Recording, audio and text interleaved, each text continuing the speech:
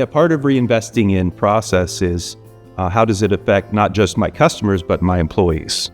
So when we talk about efficiency and reinvestment in process, it's not just to provide a better product to the customer, but it's also to provide a better job for our employees because we care about those people. We want them to be here for life.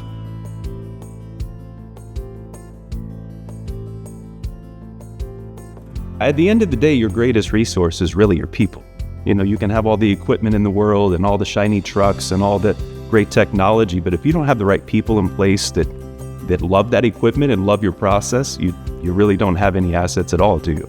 So the way we see it is our people are our greatest asset.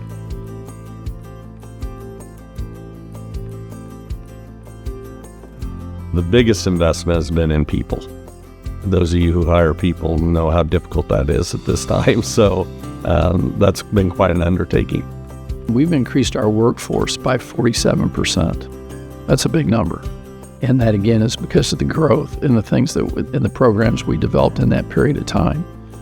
What we're trying to do, which is our job, is not just to hire people, but to find a way to keep people that we do hire. You know, we put in place a central purchasing office person, if you will, and that person has really stepped up. We've changed a lot of stuff, and just in the last year, we've hired in 3 other gentlemen in the facility to take over dispatching and also yard crew.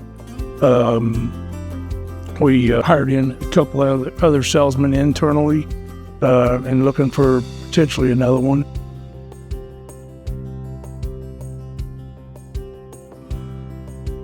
As we've expanded and embraced growth the last few years, what's important to us is that employees do feel like family and they feel like they have a voice.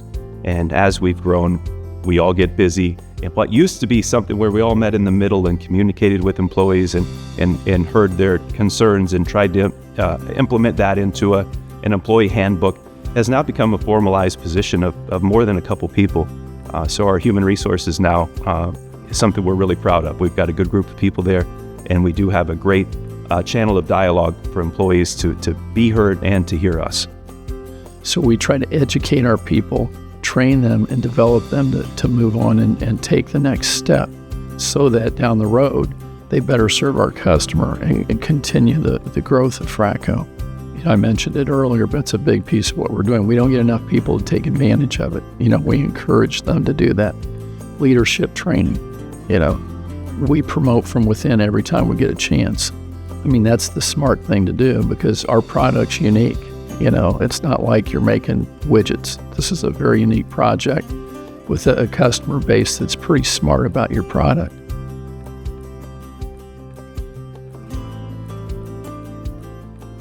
We try to find programs and do things for the employees that make us an attractive option. We've tried to increase the wage to make that competitive, and we have. We've made the environment more friendly, okay? Again, you don't think a new break room means much. It does, okay? We try to have programs, the Fratco Employee Support Fund is a huge deal, okay?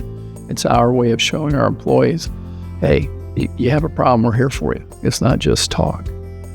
We have a HR director that will bend over backwards to help them when they have life problems, you know, and trust me, they have them.